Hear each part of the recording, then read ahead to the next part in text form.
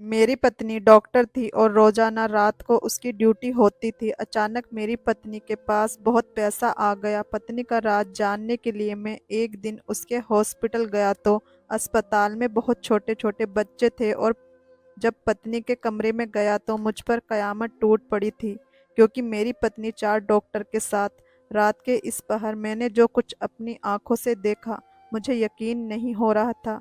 मेरी पत्नी पर मुझे खुद से ज़्यादा भरोसा था। जिसकी मोहब्बत पर मैं आंखें बंद करके यकीन करता था, उसने ही मेरे एतबार पर ऐसा वार किया था कि सब कुछ ख़त्म हो गया। मेरी पत्नी मरीजों के इलाज के नाम पर रात अस्पताल में गुजारा करती थी, मगर मुझे ये कभी खबर ही ना हो सकी कि वो रातों को करती क्या है। मैं तो समझता था कि वह अपने काम के प्रति जागरूक है, लेकिन हद से ज़्यादा मोहब्बत और प्यार इंसान को बर्बाद करके रख देता है, जो कि मेरे साथ भी ऐसा ही हुआ।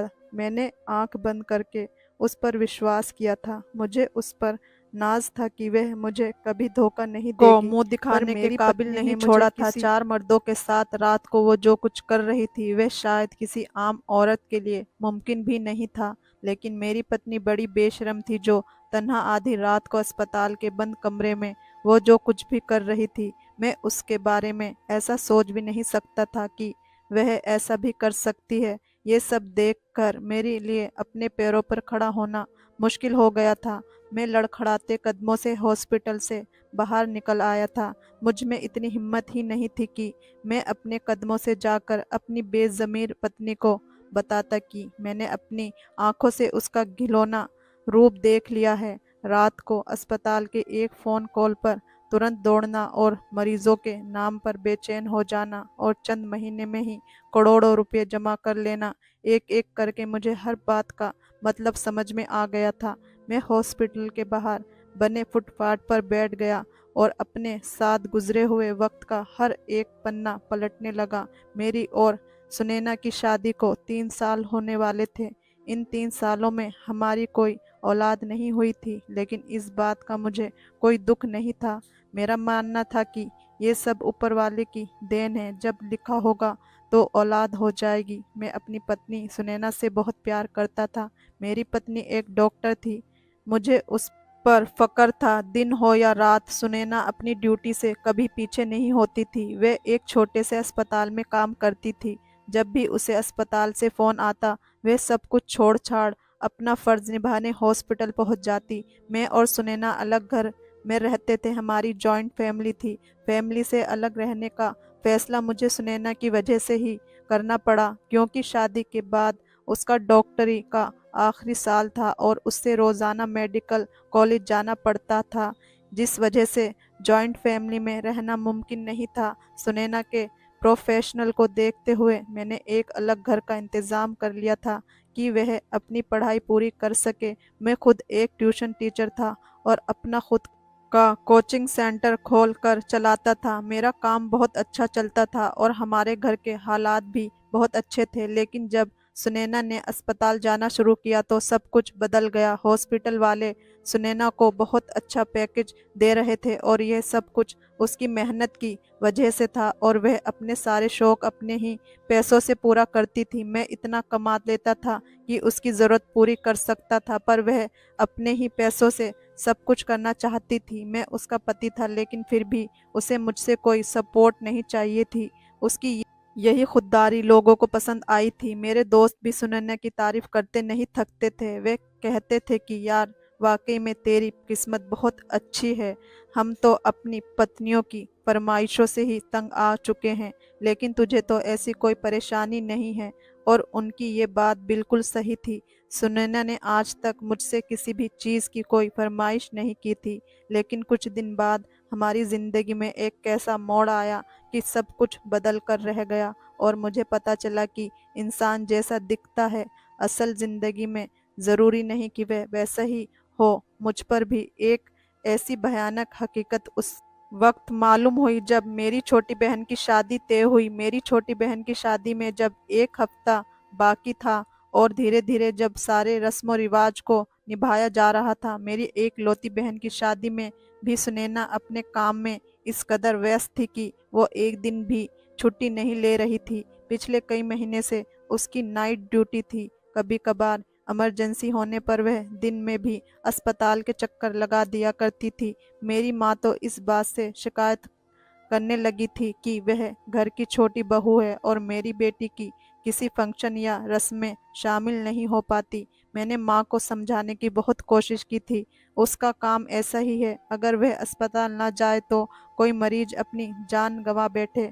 मेरी बात सुनकर मेरी माँ ने गुस्से में कहा, तेरी पत्नी हॉस्पिटल की कोई एकलौती डॉक्टर नहीं है, वहाँ पर बहुत सारे डॉक्टर होंगे। इसे चाहिए कि वह अस्पताल से छुट्टी लेकर अपनी ननंद की शादी के हर फंक्शन में रहे और बहू होने का फर्ज निभाए। सारे रिश्तेदार बातें बनाते हैं कि उसकी छोटी बहू को तो ससुराल से कुछ लेना देना ही नहीं है। अब मैं माँ को आखिर क्या समझाता। मैं ना ही सुनैना से कुछ कह सकता था और ना ही माँ से, क्योंकि सुनैना से मैंने पसंद की शादी की थी और शादी से पहले ही सुनैना ने मुझे साफ साफ कह दिया था कि चाहे कुछ भी हो जाए मैं अपने काम को नहीं छोड़ सकती। और मैंने भी जज्बात में आकर उसकी ये शर्त मान ली थी। लेकिन उसकी ये शर्त मेरे लिए निभाना अब मुश्किल हो गई थी, क्योंकि माँ का दबाव बहुत पड़ गया था। माँ चाहती थी कि सुनैना मेरी छोटी बहन दीपा की शादी में शामिल होकर हर फर्ज निभाए। अगर देखा जाए तो माँ की भी बातें सच थी, क्योंकि सुनैना की गैर मौजूदगी में लोगों के ताने सुनने पर मजबूर कर दिए थे। सबको यही लग रहा था कि शायद सुनैना और मेरी माँ की आपस में बनती नहीं, इसलिए वो शादी के किसी फंक्शन में शामिल नहीं हुई है। अब शादी में सिर्फ 2 दिन बचे थे। एक दिन सुनैना हॉस्पिटल से आई तो मैंने उसे प्यार से समझाया कि वह अस्पताल से सिर्फ 2 दिन की छुट्टी ले ले ताकि माँ की भी शिकायत पूरी हो जाए। मेरी बात सुनते ही सुनैना को गुस्सा आ गया और गुस्से में अपने हाथ का मोबाइल फर्श पर पटक दिया और कहने लगी, मैं एक डॉक्टर हूँ और अस्पताल में मरीजों को मेरी ज़रूरत है और आप चाहते हैं कि इन फालतू रस्मों के चक्कर में मैं मरीजों को छोड़ दूं। सुनैना का अंदाज इस कदर जज्बाती था, मैं खामोश हो गया। वो एक गरीब परिवार से थी और उसके पिता बीमार से पीड़ित थे और ये सही वक्त पर उनका इलाज ना मिलने पर वह इस दुनिया से चल बसे थे। शायद इसलिए उसे मरीजों की भावनाओं की कदर थी, वह खुद कितनी ही बीमार क्यों ना होती। लेकिन मैंने उसे कभी भी छुट्टी लेते हुए नहीं देखा था। एक रात वह तेज बुखार से तप रही थी, लेकिन जैसे ही अस्पताल से फोन आया वो तुरंत बिस्तर से उठी और हॉस्पिटल जाने के लिए तैयार होने लगी। उस रात मैंने उसे रोकने की बहुत कोशिश की, लेकिन उसने मेरी एक ना सुनी। मजबूरन मैं खुद ही उसे अस्पताल के दरवाजे तक छोड़ कर आया। जब वह अपने इतनी तेज बुखार में हॉस्पिटल से गैर हाजिरी नहीं हुई थी तो अब मेरी बहन की शादी के लिए कैसे छुट्टी कर सकती थी। मैं दोनों के बीच फंस गया था। अगर माँ की तरफ देखा तो वह भी अपनी जगह सही थी और पत्नी की तरफ देखता तो उसकी बात भी मुझे गलत नहीं लगी थी। थोड़ी देर में सुनैना फ्रेश होकर मेरे पास आकर बैठ गई। उसका सर झुका हुआ था। वह मुझसे कहने लगी, देखो राहुल, मैं जानती हूँ कि तुम्हारी एक लौती बहन की शादी है, लेकिन एक बात तुम्हें मेरी भी समझनी होगी कि मेरा काम बहुत अहम है। मेरे लिए एक दिन की छुट्टी भी मुमकिन नहीं। मेरा हॉस्पिटल बहुत बड़ा नहीं है, वहाँ गिने चुने ही डॉक्टर हैं। किसी एक की गैर मौजूदगी मरीज के लिए मुश्किल हो जाती है। हॉस्पिटल वाले मुझे इतना अच्छा पैकेज इसलिए दे रहे हैं क्योंकि मेरा काम बहुत अच्छा है। मैं पूरी मेहनत और लगन से अपना काम कर रही हूँ। मैं एक नज़र उस पर डाली, वो हमेशा की तरह खूबसूरत और स्मार्ट लग रही थी। जब से वह डॉक्टर बनी थी उसके फैशन और अंदाज भी चेंज हो चुके थे। उसकी खूबसूरती से तो मैं पहले ही वाकिफ था, लेकिन जब मैं उसे इस पेशे के साथ देखता तो मेरे दिल में उतर जाती। मैंने सुनैना का हाथ पकड़कर उसे तसल्ली दी कि वह आराम से अपना काम कर सकती है।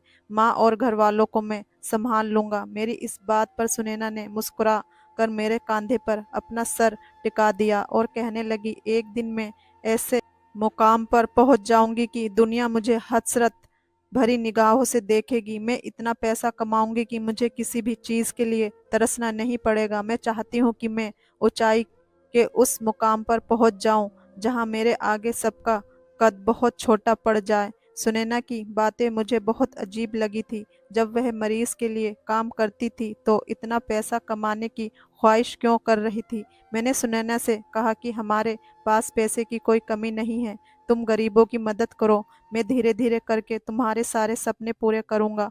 मेरी बात सुनकर वह हंस पड़ी और कहने लगी, मुझे अपने दम पर कमाना है, मरीजों का ख्याल मैं बहुत अच्छे से रखती हूँ और पैसा तो मुझे हॉस्पिटल की तरफ से मिलता है। अच्छा बाबा ठीक है, जो भी तुम चाहो वही करो, लेकिन दीपा की बारात में ज़रूर शामिल हो जाना। बाकी के दिन में माँ को समझा लूंगा। सुनैना ने मुझसे वादा किया कि वह हर हाल में दीपा की शादी वाले दिन अपनी छुट्टी कर लेगी। उसकी बातों से मैं खुश हो गया था, लेकिन दीपा के शादी के दिन सब कुछ बदल गया। मेरी माँ का मूड बहुत ख़राब था। वह शादी से पहले ही मुझे से बहुत बातें सुना रही थी। पहले ही मैंने पसंद की शादी कर ली थी। अब सुनैना का रवैया जलती आग में तेल का काम कर रहा था। माँ हर बात पर मुझसे सुनाती कि इससे अच्छा होता कि किसी घरेलू लड़की से शादी कर लेता, कम से कम वो तुझे वक्त तो देती। ये कौन सा उसका काम है कि वह ज़रूरी काम पर भी छुट्टी नहीं ले सकती और सारी सारी रात अस्पताल में गुजारती है। अब तक तुम लोगों का कोई बच्चा भी नहीं हुआ। मैं खामोशी से माँ की बातें सुन रहा था। धीरे धीरे करके शादी का दिन आ गया। सुनैना शाम से ही घर पर थी और बारात आने की तैयारी कर रही थी। उसे देखकर मुझे तसल्ली हुई। वह मुझसे पहले सज धज कर तैयार हुई। उसे देखकर मैं हैरान रह गया। वह हमेशा से कहीं ज़्यादा खूबसूरत दिखाई दे रही थी। हम दोनों तैयार होकर मैरिज हॉल के लिए ही निकलने वाले थे कि सुनैना का फ़ोन जोरों शोर से बजने लगा। मैं गाड़ी की ड्राइविंग सीट पर बैठ गया। सुनैना तो दूसरी तरफ से बैठते हुए फ़ोन उठाया तो किसी इमरजेंसी पर हॉस्पिटल से फ़ोन आया था। सुनैना कुछ देर तो ना आने की बात कर रही थी, लेकिन आगे से ना जाने ऐसा क्या कहा गया कि उसने कहा ठीक है। उसने फ़ोन बंद किया। मैंने सवालिया नज़रों से उसकी तरफ देखा तो कहने लगी, मजबूरी है, बस कुछ देर के लिए उसे अस्पताल जाना पड़ेगा। उसकी बात सुनकर मुझे गुस्सा आ गया। क्या हॉस्पिटल के सारे डॉक्टर मर गए हैं जो हर इमरजेंसी पर तुम्हें ही जाना पड़ता है? तुमने साफ साफ क्यों नहीं कहा कि तुम्हारे घर में ही शादी है, वो खुद नहीं आ सकती? सुनैना की आंखों में आंसू आ गए। कहने लगी, आपने तो देखा है ना कि मैंने आपके सामने ही इनकार किया, लेकिन क्या करूं, मेरा मरीज है, मुझे उसकी हिस्ट्री मालूम है, इसलिए मेरा जाना बहुत ज़रूरी है। मैं कुछ ही देर में आ जाऊंगी। आप तब तक अपने घर वालों को कुछ भी बहाना कर दीजिए। ना चाहते हुए भी मैंने सुनैना की मिन्नतों पर उसे हॉस्पिटल के सामने उतार दिया और कहा कि वह जल्द से जल्द अपना काम निपटाकर शादी में आ जाएगी। मैं ये अच्छी तरीके से जानता था कि आज के दिन शादी में शामिल होना उसका बहुत ज़रूरी है, नहीं तो माँ मुझे बहुत सुनाएगी और मुझे कभी माफ़ नहीं करेगी और टाइम पर पहुंच जाएगी। सुनैना को हॉस्पिटल छोड़कर मैं मैरिज हॉल पहुंचा तो तकरीबन सभी मेहमान आ चुके थे। थोड़ी ही देर में बारात भी आ गई। माँ और बड़ी भाभी मुझसे कई बार सुनैना के बारे में पूछ चुके थे। मैंने ये कहकर उन्हें चुप करा दिया कि पार्लर में उसे टाइम लगेगा, जैसे ही वो तैयार हो जाएगी एक फ़ोन करेगी, मैं उसे जाकर ले आऊँगा। वे सब व्यस्त हो गए तो मेरी जान में जान आई, नहीं तो उसके सवालों का जवाब दे देकर मैं थक चुका था। बारात आ चुकी थी। घर के सभी लोग बारात में मौजूद थे। अगर कोई नहीं था तो वह थी सुनैना। मेरी माँ ने कहकर बरसती नज़र मुझ पर डाली। मुझे लगा कि मैं शर्म से ज़मीन में गड़ जाऊंगा। मेरी माँ जान गई थी कि मैंने उनसे झूठ बोला है और यही एक बात मेरा सर झुकाने के लिए काफ़ी थी। मैंने कई बार सुनैना को फ़ोन मिलाया, लेकिन ना जाने वे कहाँ बिजी थी कि उसने मेरा फ़ोन नहीं उठाया। जयमाला से लेकर शादी भी हो गई। सभी मेहमान खाना भी खा चुके थे। दीप्ति के ससुराल वालों ने कई बार मुझसे सुनैना के बारे में पूछा, लेकिन मैं उन्हें क्या जवाब देता। सभी रिश्तेदारों और अगल बगल के लोगों को यकीन हो गया था कि मेरी माँ के साथ उसकी बनती नहीं है, इसलिए वह इस शादी में शामिल नहीं हुई। दीपा की विदाई के वक्त उसकी सासू माँ कहने लगी कि आपकी छोटी बहू डॉक्टर है, अच्छी बात है, लेकिन कम से कम अपनी ननंद की शादी में तो आ जाती। दीपक की सास की बातें सुनकर मेरी माँ का सर झुक गया। दीपक की विदाई के बाद माँ ने मुझसे कहा कि तेरी पत्नी की वजह से आज मुझे लोगों के सामने बहुत शर्मिंदा होना पड़ा। जितने लोग उतनी बातें, हर कोई यही सवाल कर रहा था कि ऐसी कौन सी डॉक्टर है कि उसे एक दिन की भी छुट्टी नहीं मिल सकती। मेरी बेटी का नया नया ससुराल है, वह लोग भी उस बात को लेकर उससे ना जाने कितने सवाल करेंगे। तेरी पत्नी एक शादी में शामिल ना हो सकी, वह हमारे मरने पर भी नहीं आएगी। माँ का गुस्सा बिल्कुल जायज़ था, और सच तो यह था कि आज मुझे भी सुनैना के ऊपर बहुत गुस्सा आ रहा था। क्या हो जाता अगर एक दिन सुनैना हॉस्पिटल नहीं जाती और उसकी जगह उसके मरीज को कोई और डॉक्टर देख लेता। मेरी माँ की बातों और लोगों के सवालों ने मेरे अंदर आग लगा रखी थी। सुनैना ने एक बार भी मेरा फ़ोन नहीं उठाया था। मैं शादी हॉल से निकलकर सीधा हॉस्पिटल पहुंच गया। आज तक मेरा हॉस्पिटल के अंदर जाना का इत्तेफाक नहीं हुआ था। मैं अक्सर सुनैना को अस्पताल के बाहर छोड़कर चला जाता था, लेकिन आज जब मैं हॉस्पिटल के अंदर गया तो देखकर हैरान रह गया। यहाँ पर तो छोटे छोटे बच्चे एडमिट थे, यहाँ पर कोई बच्चों का हॉस्पिटल मालूम पड़ रहा था। इत्तेफाकन मेरी नज़र सुनैना पे पड़ गई, जो मुझसे काफ़ी फासले पर खड़ी थी और एक कमरे के अंदर गई, इसलिए मुझे उसे ढूंढने में ज़्यादा वक्त नहीं लगा। मैं अभी भी बहुत गुस्से में था, इसलिए उसे देखते ही सीधा उसके पीछे उसके कमरे के अंदर चला गया, लेकिन अंदर के मंजर ने तो मुझे दहला दिया। कमरे के अंदर सुनैना अकेली नहीं थी, बल्कि उसके साथ चार चार मर्द, और जो कुछ भी उनके बीच चल रहा था वह देखने और सुनने के बाद मेरा दिल धड़कना ही भूल गया था। मेरी पत्नी, जिसे मैं लोगों का मसीहा समझता था, वह असल में अंदर से एक हवन थी। मैं हॉस्पिटल से बाहर आकर फुटपाथ पर बैठ गया था। मैं सुनैना के साथ 3 साल से था, लेकिन इन 3 सालों में उसका असल रूप नहीं देख पाया था। मुझे उससे नफरत सी होने लगी थी, और साथ ही साथ खुद पर अफसोस भी हो रहा था कि मैं एक औरत का असल चेहरा नहीं पहचान पाया। मैं सुनैना से बहुत प्यार किया करता था, उसकी खातिर मैंने अपनी माँ को भी नाराज किया था। आज भी मैं अपनी छोटी बहन की बारात में सारा वक्त झूठ बोलता रहा, और सच्चाई सामने आने पर भी मैंने सुनैना को ही बचाने की कोशिश की थी कि वह बहुत मजबूरी में हॉस्पिटल गई है। लेकिन सच्चाई जानने के बाद मुझे उससे नफरत हो रही थी कि मैं एक ऐसी औरत के साथ अपनी जिंदगी गुजार रहा था जो औरत कहलाने के भी लायक नहीं थी। मैं जान गया था कि मालिक ने हमारी झोली में औलाद का सुख क्यों नहीं डाला था। माँ बनना सुनैना जैसी औरत के नसीब में नहीं होता, जो दूसरे की औलाद से खिलवाड़ करते हैं। इसलिए शादी के 3 साल बाद भी हम दोनों भी बे औलाद से महरूम थे। बहुत सोचने और समझने के बाद मैं सीधे पुलिस को फ़ोन लगाया और उन्हें सारी हकीकत बता दी। पुलिस वाले तुरंत मौके पर पहुंच गए थे, और उन चारों मर्दों के साथ सुनैना को भी गिरफ्तार कर लिया गया था। मैं उन सब के खिलाफ गवाही देने के लिए तैयार था, क्योंकि मैंने सारी हकीकत अपनी आंखों से देखी थी। वे चारों मर्द मेरी पत्नी सुनैना के साथ मिलकर एक मासूम बच्चे का गुर्दा निकालने की तैयारी कर रहे थे। उनके बीच होने वाली बातचीत से मुझे पता चल गया था कि वह लोग उस बच्चे के माँ बाप की मर्जी के बगैर गैरकानूनी तौर पर यह काम कर रहे थे। उस अस्पताल में कम पैसों में इलाज किया जाता था, और इसलिए गरीब लोग अपने बच्चों को इलाज के लिए इस अस्पताल में लेकर आते थे, जहां पर हॉस्पिटल वाले मेरी पत्नी के साथ मिलकर इलाज के नाम पर इन मासूम बच्चों के गुर्दे निकाल कर बेच रहे थे। विदेश में छोटे बच्चों के गुर्दों की बहुत मांग है, और बहुत पैसों में ये गुर्दे खरीदे जाते हैं। मेरी पत्नी सुनैना गुर्दे की बीमारी की डॉक्टर थी, लेकिन मेरी पत्नी अपनी काबिलियत का गलत इस्तेमाल कर रही थी। वह मासूम बच्चों के गुर्दे निकालकर उन्हें ज़्यादा पैसों में बेचने का घिनौना काम कर रही थी। अगर वह चाहती तो अपनी पढ़ाई का सही तरीके से इस्तेमाल कर बहुत से मासूम लोगों की जान बचा सकती थी, लेकिन मेरी पत्नी ने पैसे कमाने के लिए गलत रास्ता अपनाया।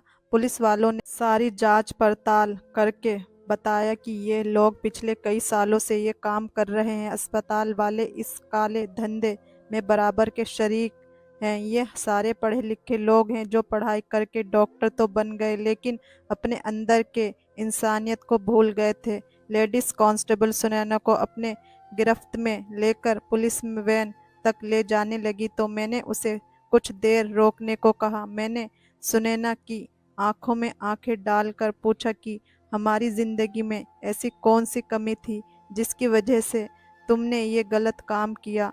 उसके पास मेरी बातों का कोई जवाब नहीं था, बिना कुछ कहे चली गई। पैसे की भूख ने उसे गलत रास्ते अपनाने पर मजबूर कर दिया था। मुझे तो उसके बारे में सोचकर भी घिन आती थी कि वह इतनी पढ़ी लिखी होने के बावजूद भी इतना गलत काम कर रही थी। कभी कभी इंसान पैसों की लालच में आकर खुद अपनी बर्बादी की वजह बन जाता है। दोस्तों, कहानी कैसी लगी कमेंट करके ज़रूर बताएं। वीडियो को लाइक, चैनल को सब्सक्राइब ज़रूर करें। धन्यवाद।